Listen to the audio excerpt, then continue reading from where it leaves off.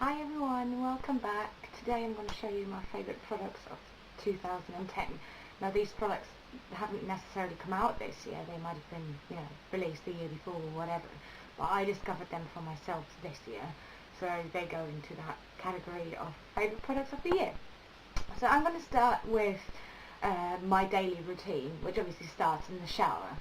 So my favourite product of the year in terms of shower gel is the Mango and Orange Blossom shower gel by Boots, and it smells absolutely divine. It smells of mango and orange blossom obviously, and it just, normally when you use shower gel it smells great when you actually shower with it, but once you've dried off and whatnot it doesn't actually smell like it anymore. But with this you can smell it like until in the late evening. And with that obviously also comes the Mango and Orange Blossom body lotion, which I use after I showered and after I toweled down, and this helps the scent stay even longer, and I absolutely adore these two. These two together. I wish they did shampoo and conditioner for it as well. I would absolutely be, smelling of Mango and Orange Blossom all day long. But unfortunately they don't. I know that they do hand gel, a hand wash gel thing, but for those two, yeah, my favourites of 2010, and I think since July I think I've gone through 3 of those shower gel bottles. After showering I either decide to straighten my hair or to leave my hair curly. When I do leave my hair curly I go for the Wella Supermousse, which is, I know it's a huge bottle, 300 millilitres.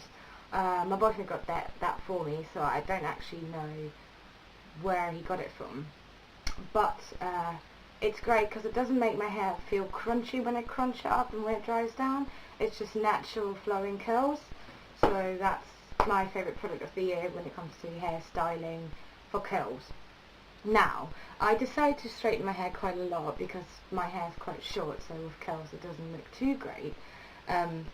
So what I do is when I have my hair's wet, I spray it with the Toni and Guy heat protective spray. It's called Iron It Heat Defensive Spray, and I discovered it because a friend of mine had it and I had to borrow it and to use it and make my hair so shiny.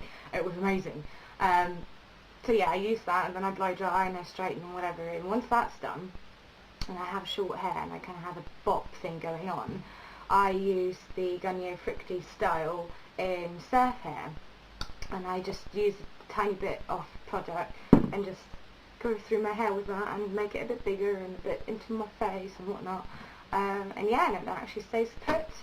Don't know about the surf look in itself that it gives you that. I'm sure it certainly don't look like I've just come from the beach and just been surfing, but yeah, it is a great product, I like it. But then again, I don't really have too much experience with wax and hair gel and whatnot, so maybe it won't be the thing for you. And if I'm having a really lazy day, or if I'm travelling up to my boyfriend's and I straighten my hair and I'm only there for a day and a night, I don't actually tend to wash my hair because it just takes about an hour to get ready with my hair blow drying and blah blah blah blah, unless I leave it curly obviously, because then I just let it air dry. Anyways, so my favourite product of the year when it comes to not having to wash my hair is the Batiste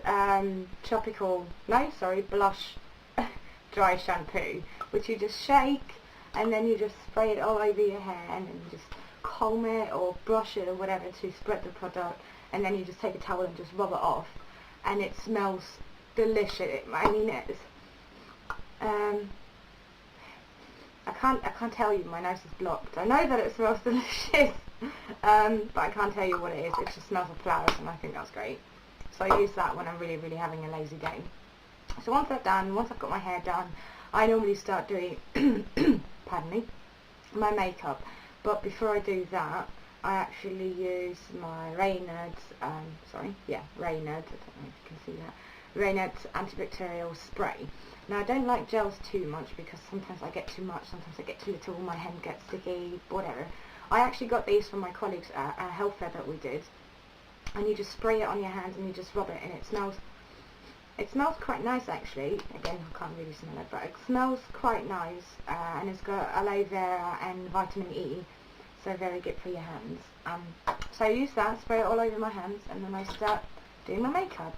And normally, I don't really have a favourite primer, so I use primers all over. So I have not included one because there's none that's been, you know, mind-blowingly good. So imagine I have my primer on. And again, with the moisturising and the face skin toner routine, again, I've not found a product that I find is amazing, so I've excluded these two groups. But so moisturise, don't moisturise, primer on, and then I would either grab the Revlon ColorStay in, for me it's buff, that actually matches my skin colour quite well, for foundation from a drugstore sort of price range, so use that. Or I go for my Makeup for a HD foundation in 125 or 120, depending on the season, and I use these and apply them all over. And what I do with that, my favourite brush for foundation is my new Sephora stippling brush. I know it's quite dirty, sorry about that. I've not been too good with cleaning them. It's absolutely my favourite brush when it comes to foundation because it's so super soft and it actually blends out quite nicely. And I use this for concealer as well actually. But for concealer I've not found an ideal concealer for myself. But I found a great primer for making the concealer stick and for not making it crease. And now for that I use the Urban Decay Primer Potion in Eden. So not the normal one, but the one that they've just released.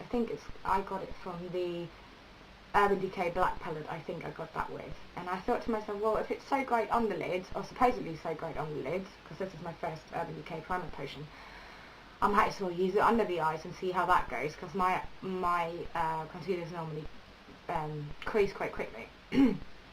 Pardon me. So I did that, I used it, and I applied it under the eyes just a little bit before I applied whatever concealer I use.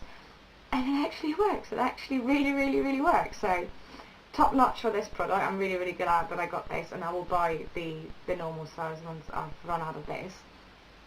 And yeah, and obviously a great product as well for the lid area and the eye area in general for priming. I was using the Too Faced Shadow Insurance before, but that did crease, and I was thinking to myself, well, I either have really oily lids, or I'm not doing it right, or whatever. So eventually I was just saying, whatever. And then I got this, and I'm really happy because it stays on for about 16 hours, or, you know, depending on how much I sweat. But yeah, magic. So when I've applied that, and applied my foundation and my concealer, I let that settle for a bit, and then I normally go over it with my favourite setting powder, and that's the Makeup Forever HD setting powder or whatever. And it's, with this one, I'm really, the reason why it goes into the favourites of 2010 categories is because it's really translucent, it's really soft, and it's really makes the foundation really stick to my skin, and it doesn't really move. But there is a downside, and the downside, besides the price, and I think this was $42, is that it, I don't know if the camera can pick it up, but it spills quite easily everywhere. So I don't know if you could see that, but there's always some spillage going on, so I'm not too happy about that, but I love it anyways. Apparently a good alternative is the e.l.f. HD powder, so I'm going to actually do a comparison review thing for you on that later. Right, so I've done that, makeup and whatever, it's all set.